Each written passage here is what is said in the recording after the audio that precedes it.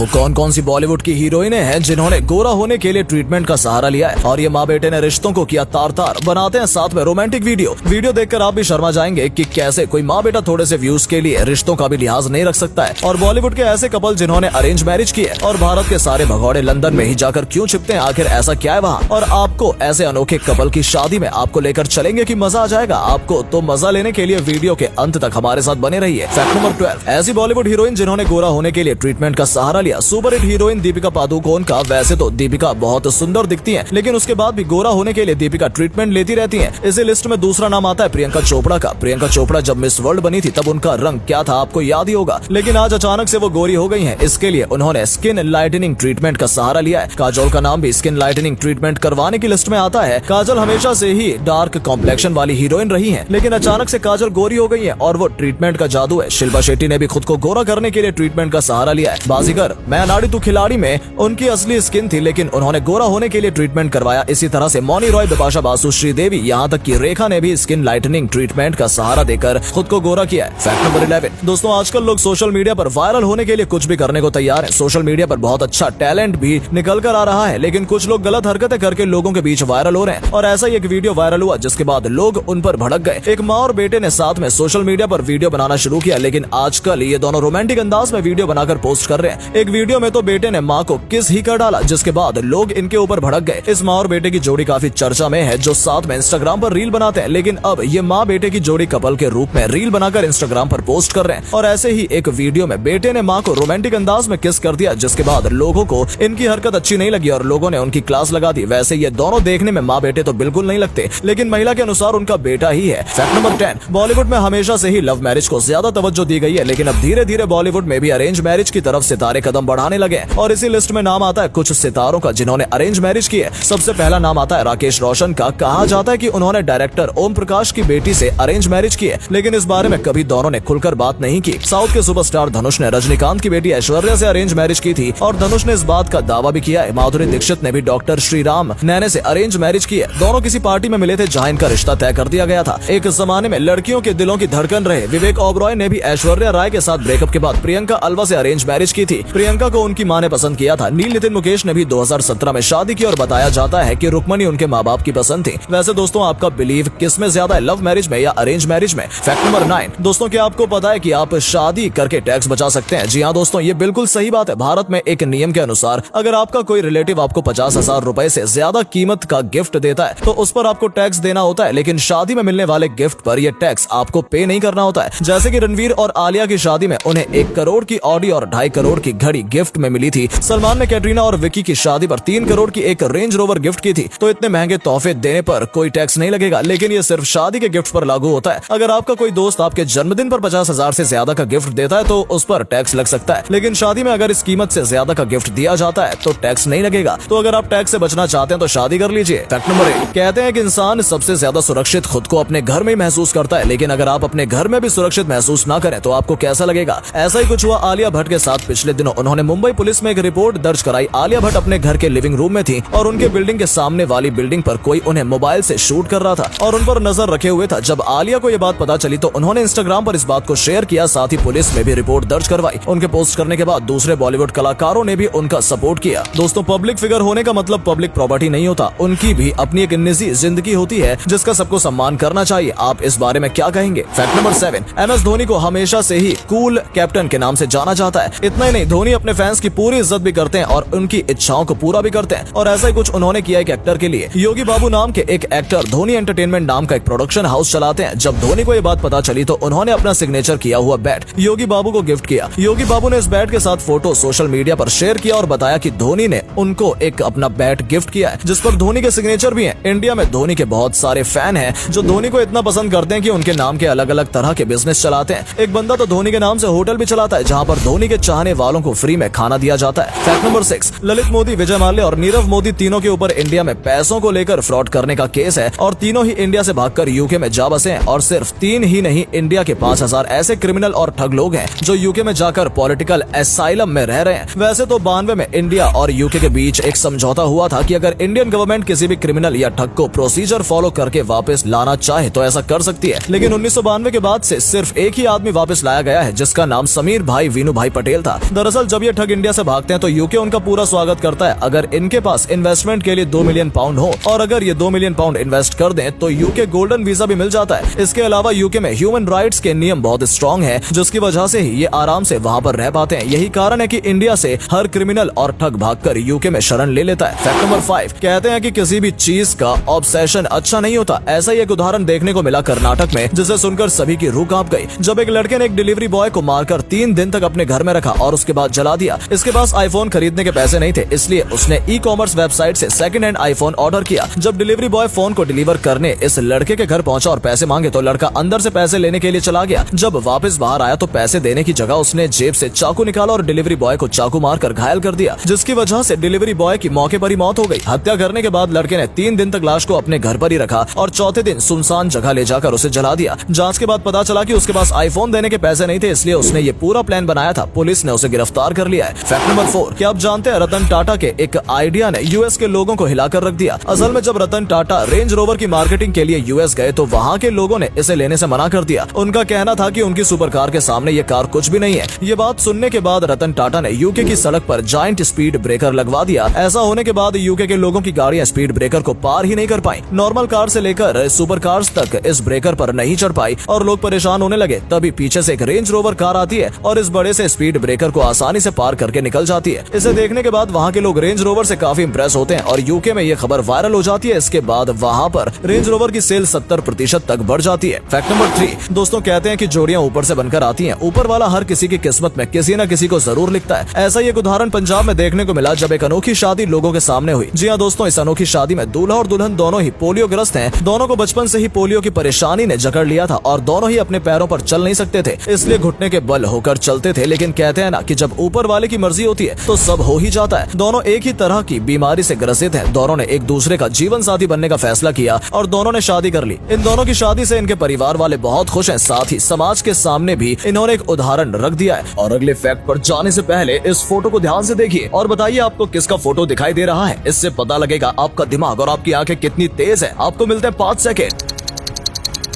Fact number 2, शायद आप नहीं जानते होंगे लेकिन 1962 में भारत ने अपने 12 गांव अपनी मर्जी से पाकिस्तान को दे दिए थे, क्योंकि भारत को पाकिस्तान का सिर्फ एक गांव हासिल करना था जिसका नाम हुसैन वाला था। लेकिन ऐसा क्यों हुआ? असल में ये वो गांव था जहां पर भगत सिंह, राजगुरु और सुखदेव का अंतिम संस्कार किया गया था। जब लाहौर जेल में उन्हें फांसी दी गई थी उसके बाद इसी गाँव में उनका अंतिम संस्कार हुआ था। जब भारत और पाकिस्तान अलग हुए तो ये गाँव पाकिस्तान के हिस्से में चला गया था, लेकिन 1962 में जवाहरलाल नेहरू ने पाकिस्तान के साथ समझौता किया और इस एक गाँव के बदले अपने 12 गाँव पाकिस्तान को दे दिए। इसके बाद भारतीय सरकार ने इस गांव में एक मेमोरियल बनाया जिसे हुसैन वाला राष्ट्रीय शहीद मेमोरियल कहा जाता है। लेकिन 1970 में पाकिस्तान के इस हिस्से पर फिर से अटैक किया और इंडिया को एक बहुत इंपॉर्टेंट ब्रिज को डिस्ट्रॉय करना पड़ा था कि पाकिस्तानी सेना इंडिया में ना आ पाए। पाकिस्तानी सेना को तो इंडिया ने रोक दिया, लेकिन इस मेमोरियल से कुछ स्टैचू पाकिस्तान सेना अपने साथ ले गई थी और कुछ ही समय पहले इस हुसैन वाला ब्रिज को वापस से बनाया गया है। फैक्ट नंबर 1, क्या आप जानते हैं इंडिया में सबसे ज्यादा जॉब प्रोवाइड कौन करवाता है? चलिए आपको बताते हैं। नंबर 1 पर आते हैं इंडियन आर्मी, जो 14 लाख से भी ज्यादा जॉब्स प्रोवाइड करवाते हैं। दूसरे नंबर पर है इंडियन रेलवेज, जो 12 लाख जॉब देते हैं, लेकिन इन्हें कंपनी नहीं कहा जा सकता। अगर प्राइवेट कंपनी की बात करें तो नंबर 3 पर आते हैं टाटा ग्रुप, जहां 9 लाख से ज्यादा लोग जॉब करते हैं। इसके बाद इन्फोसिस में 2.5 लाख से ज्यादा लोग काम करते हैं। रिलायंस में 2,36,000, विप्रो 2,31,000 लोगों को काम दे चुका है। अडानी की बात करें तो अडानी में सिर्फ 23,000 लोग काम करते हैं। अगर इस लिस्ट में कोऑपरेटिव को भी जोड़ा जाए तो सबसे ऊपर नाम अमूल का आता है, जहां पर 36 लाख किसान अमूल की मदद से अपना घर चलाते हैं। तो ये कहना गलत नहीं होगा कि अमूल जैसी कंपनी का देश को आगे बढ़ाने में बहुत बड़ा हाथ है।